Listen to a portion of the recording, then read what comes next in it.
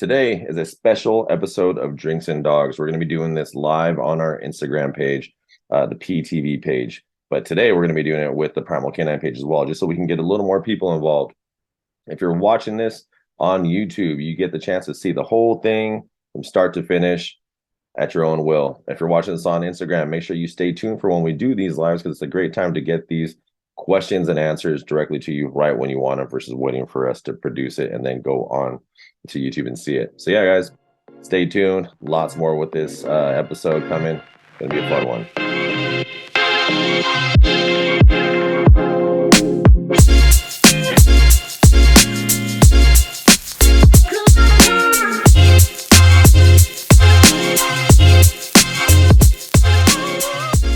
What's up, guys? This is episode 28 of Drinks and Dogs.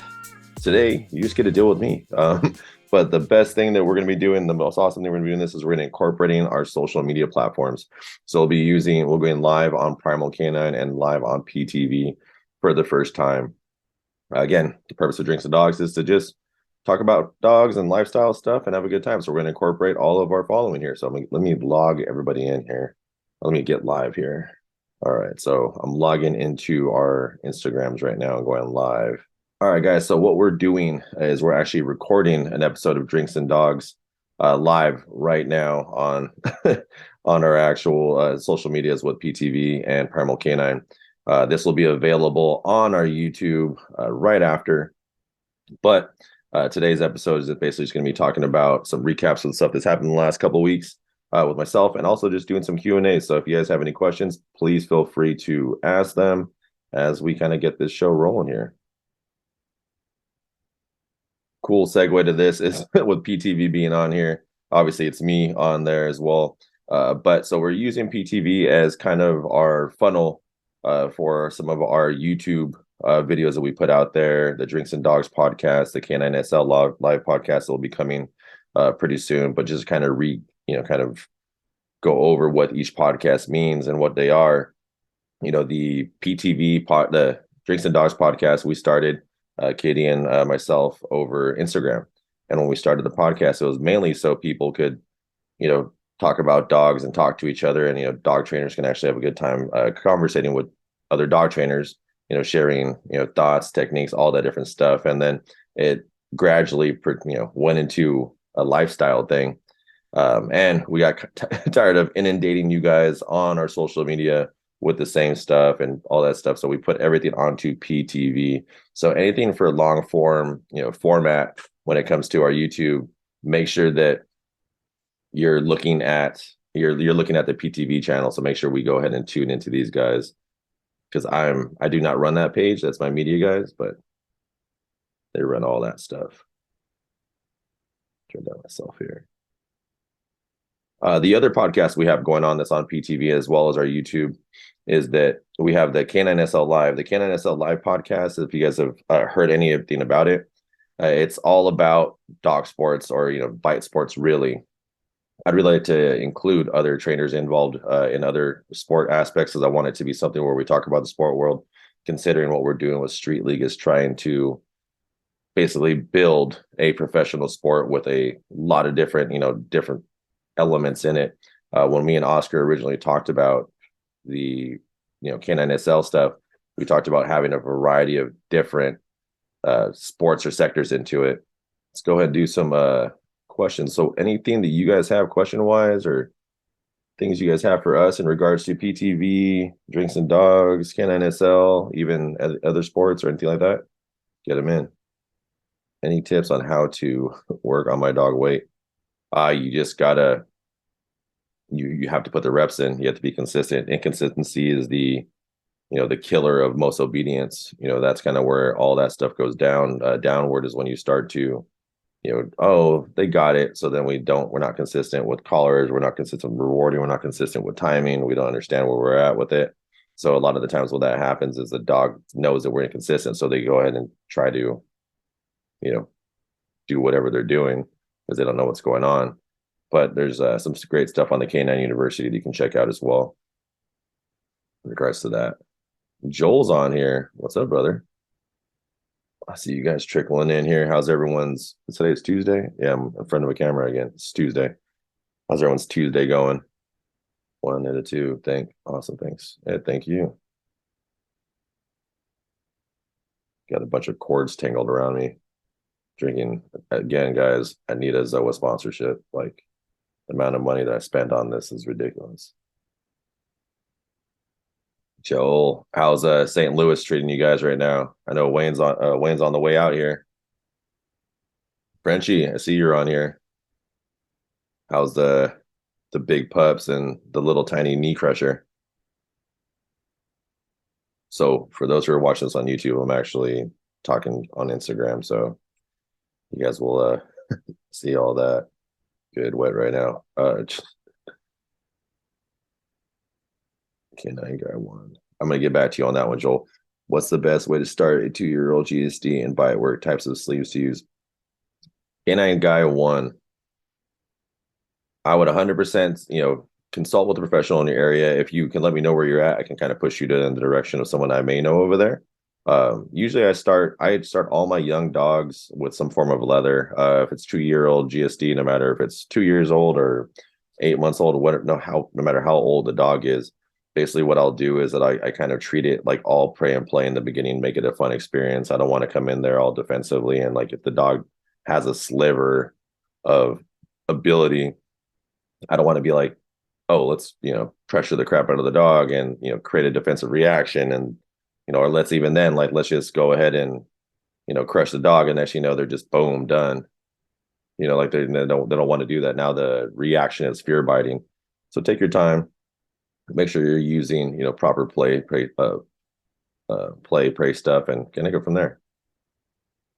Joel, so I know you said it's wet out there right now, but I talk about this a lot, like with my clients, is up here, like where we live, like there's this crazy, like little microclimate that we have up here in Little Uvis, and it's been insanely like cold and like just raining consistently. And if you're from California, or if you're from anywhere else in the United States, you're probably like, oh, what are you complaining about? It's normal. But like in the reality of the situation, in the rest of the world are like, over here in California, everyone's like, oh, damn, like that's too much. It's crazy. It's people just kind of stop living and drive like idiots. So we've had a fun last week, especially with me being out sick most of it. Leather and fun. Okay, what's a good brand? Klein has some good stuff. Ray Allen, obviously a sponsor of the show. Always got to make sure we shout them out. They have some stuff as well. Bayo, they're not necessarily around anymore, but if you ever do see anything from Bayo Leather Gear, which he is in Orange County, make sure you pick that up. Let's see, did you mention a good bite sleeve for a male? Bite sleeves per se, it's always independent on the dog's grip and the purpose of it, right? So if I'm using a harder, wider wedge sleeve, I want the mouth to open up. If I'm using, a thinner like Schützen sleeve where it's kind of more gap that way, I want the dog to kind of push in this way. So either I'm trying to open up the mouth a little more, I'm trying to like create more pushing into it. And then again, any sleeve that you can get, you can always get a GTFO leather wedge cover from Ray Allen. Use the Primal 10 code on there. And then you can basically put a leather wedge cover over any sleeve or pillow or whatever it may be. But it works out pretty well. Yeah, the Primal 10 code, man. It works a lot. We try to give that to a bunch of people. Also, if you guys are interested in Canine Street League, go to the K9SL, or no, the rayallen.com/K9SL. So we got a question here. I have a 4-month-old Malinois. How much trading, I'm assuming they mean training, should I do per day? Realistically, this is kind of always independent on you, like and your day and how consistent you can be, and your dog's attention span and all those things, because and this is why I don't ever say anything in a very like this is how it is format, or like besides dog parks, which are dumb, like I never say like this is like how it is and this is how it should be type of a thing. Everything is interchangeable. Everything should be kind of based on what energy level your dog has, because you don't want to just train to train. You want to train for some form of progression or maintenance or whatever it may be. So you don't want to just train to train and like just kind of just do whatever you want to do. You want things to be something to where like, oh, the dog gets more out of this and goes from there, or gets more out of this, and we progress from that, we go up from there. So when you're working with your 4-month-old Mal, just focus on a goal. Like for me, like I kind of have these notes in my phone where I'm just always like on my phone, like, okay, like this is my goal for this day. This is what I want to work on this day. This is what I want to, build on this week and go from, kind of have that progression, but kind of take mental notes in that sense, or just physical notes like what I do. Can I connoisseur? Thank you. And then one thing too, guys, before I'm gonna take this time to kind of talk to you guys a little bit. What things do you guys want to see on Drinks and Dogs? What do you guys want to see on QnA's Live? Let us know, and that way we can take notes. We may not be able to address it right now during this, but we can definitely put it into our shows and put it into our programming. And BDN for Ronnie. Any tips on working at Dogo Ranchinos? I've got a 9-month-old who've been working, and I want to get a QnA's. I really, but it. So this is the thing. Any like Mastiff, Velociraptor breed, any type of dog like that, if it doesn't, and this is just my opinion and stuff that I've experienced, if it doesn't come directly from working lines, and what I mean by working lines is dogs who, because there's difference between hog dogs, hunting, hog dogs and dogs who will bite a man. If you talk to, Andy from Stone Grove, he'll mention this a bunch of times when it comes to the breeding of his bulldogs. You have to see what the kind of what the breeder's doing with it. Not all dogs, and you see this in Mals and Dutchies, not all dogs are created equal, even if they're from the same breed. This is why you have, first pick, second pick, third pick. So with dogos, I think you have to be very specific in your selection. And also you need to stick with one trainer that's going to help you get to where you need to go, especially one that can like understand what's going on. Because the process, if the dog doesn't automatically already have it from the bat, can be a lot longer than dealing it when it comes to, a freaking a Mal or a Dutch or bulldog or whatever it may be. So it's a different approach. I would just make sure your selection is good, consult with a good trainer, don't rush the process, and don't compare. The big thing in freaking the the, the big thing that happens in like with social media is everyone's comparing everything because everyone's pushing out highlights. And that's not a bad thing. I'm not saying it's bad to push out highlights. I think it's great. I love seeing that stuff. It's motivational, it's inspirational for all those things, and it gives people a good idea of where to get to. But you still have to understand where you are with your dog, and also understand that those people that have those dogs that are doing the highlights, they put tons of hours and reps. I know some of the high level competitors and some of the people out in this industry who put in tons and tons of reps, and they have Mals and Dutchies who are already genetically inclined. So if your dog is, not necessarily, I don't want to use not genetically inclined, but, not necessarily genetically inclined for that type of work, then, it's kind of like, oh, like you're kind of setting yourself for failure comparing against somebody who is, and they're putting in more time. So hopefully that makes sense a little bit. We'll go through some questions and then make sure you guys are also following the @network.ptv. It's where we're going to be doing a lot of more of this stuff on, not so much on K9SL or on a, what do you call it, Primal. Sorry, I have too many pages we're on. And then someone else, can a non-working dog line become a working dog? As my mentor used to tell me, the best working dog is a dog out in the farm, some random dog on the farm. He's like, he used to tell me, he's like, all these dogs that are bred for, with superior genetics, he's all, they're great and awesome. He's like, but I guarantee you, Mike, he's like, well, some of the best dogs in the world that can work aren't dogs that we know of. And I believe that. There's a dog named Dozer. If you look back on the Primal page, I believe he was like an American Bulldog we had. It was actually came from Frances Hurley. I'm not sure who her company is, but she's in San Francisco. And she said that the rescue basically got a call from a junkyard in Oakland, and they were going to shoot this German Shepherd and this Bulldog if someone didn't come pick him up. So they came and picked him up, and I believe the German Shepherd's name was Armani.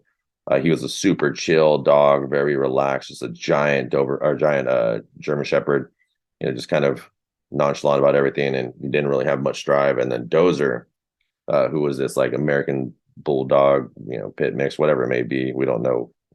We didn't test the genetics of the dog. We just kind of saw what it worked with, and the dog automatically had great drives and clarity and all that stuff.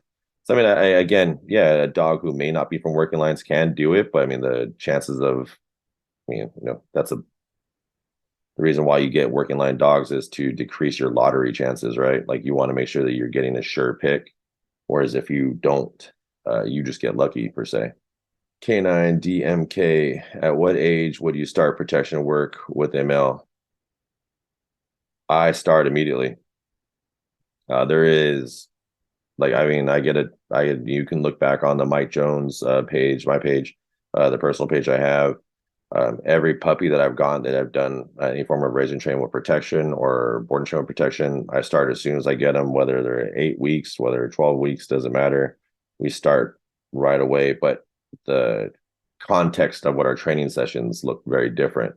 So in the beginning, I'm working on making sure that the dog is, engaged with me, working through maybe in the beginning with when they're teething or anything like that, working on more environmental stuff, working on leather. Teething comes back, maybe working more on grip or whatever, whatever it is at that point, but it's always individually based. But yeah, I work them right away.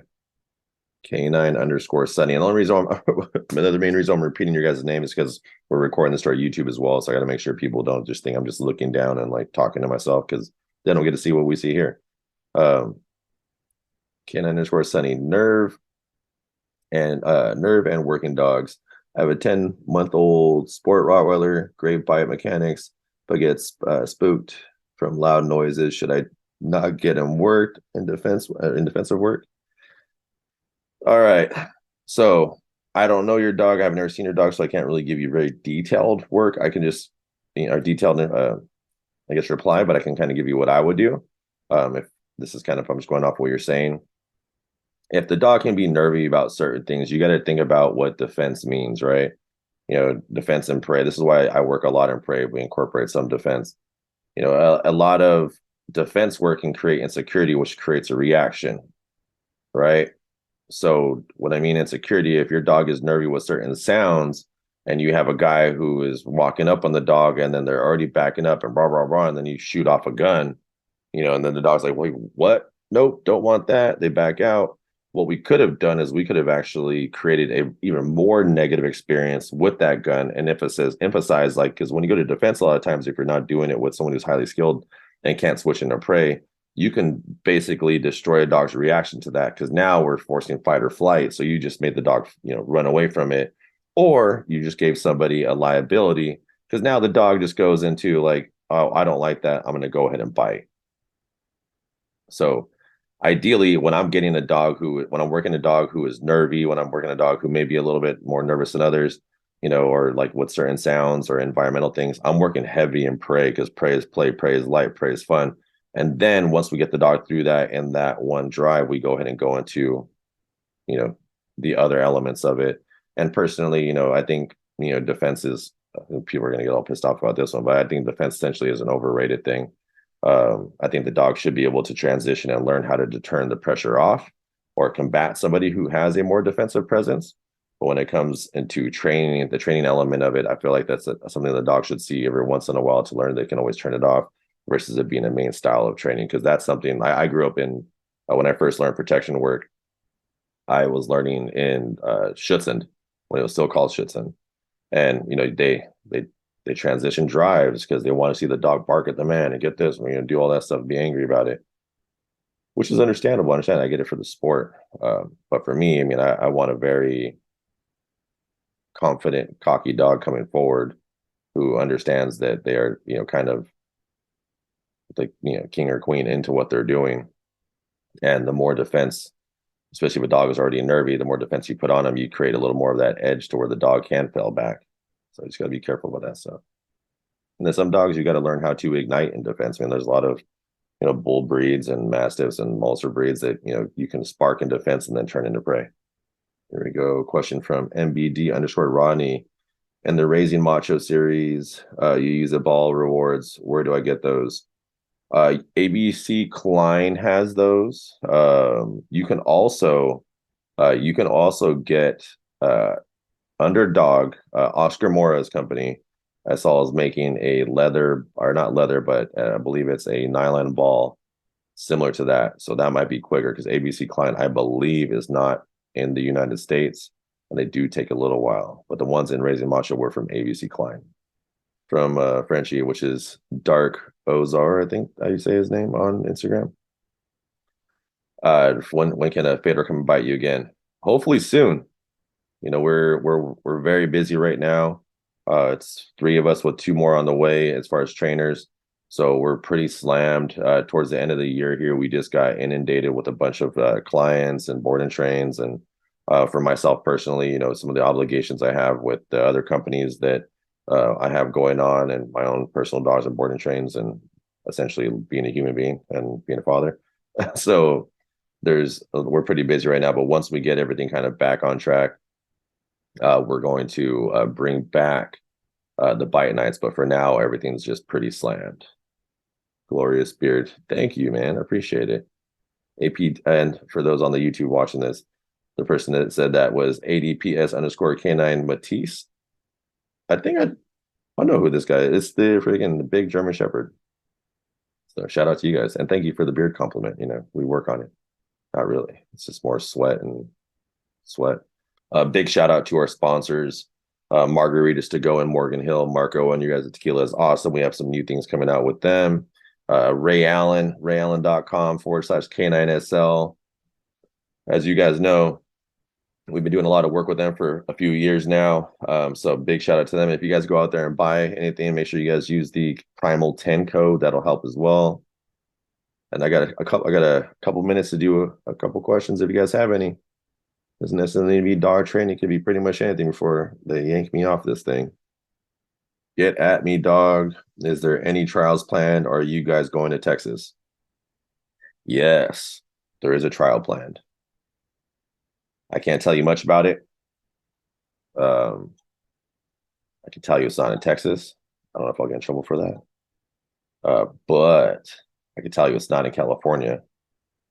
And if you guys are familiar with our Street Week, how we do Street Week rolling up into basically like the seminar before the trial, this is probably we might have to name this like Street Month, like Street Death, because what it will lead up will be a series of workshops throughout the United States.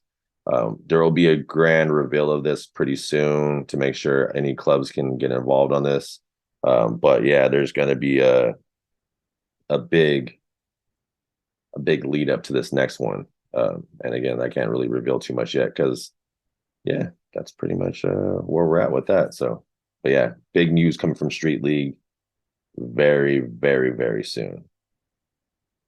Very soon, guys. It's a lot of things. Yeah, it's Street League itself was something that I'm sure if you guys talk to Oscar about, and everyone who's been involved with it, is something that we thought was going to be cool and like we were going to get done. Like it was going to be something like a little bit easier, nothing too crazy. And then turned out to be something completely crazy where in 1 year we did 3 trials, 4 seminars, 2 decoy certs throughout the US, and like 3 pro camps. So it ended up being pretty nuts. So we re-geared it, especially with the sponsorship of Ray Allen. We're re-gearing it, making a better quality trial and event for you guys. It's continuing, always trying to progress. So it's definitely been fun. So I could take one more question in, guys, before we log off. And before we log off again, for people who are just tuning in, make sure you guys are following the network.ptv Instagram. That's where we're going to be doing most of our long form content. That's what we have on YouTube, showing basically what we have going on, because we have a lot in the queue for you guys when it comes to content. Anything from the Canine University to, you know, the Raising Hell, the Macho stuff, the freaking not Raising Macho because now he's Wafer. But, you know, just the different stuff we have on there. Drinks and Dogs will always be on there. QnA's Live, which is our sports show for Bite Sports, that'll be on there as well. And we won't just be talking about Canine Street League. We'll be talking about all the other sports because, like we've talked about before in the intro to QnA's, which you guys haven't seen yet, you know, we have a great respect for everyone who does compete in any sport because we know it's a lot of time, a lot of effort. And for, you know, whether you're a decoy, handler, or whatever it may be, you're spending a lot of time doing it. So you want to highlight those things in that show. So again, this, before I sign off, this is why there's 2 different phones on here. and a big screen in front of me. This is basically what we're going to be doing every couple months. We'll be doing a Drinks and Dogs episode where it's recorded onto our YouTube and streamed live onto our Instagram, where we can talk, ask questions. I know this was last minute. We didn't do too much promotion coming up to it, but we'll be doing this every so often.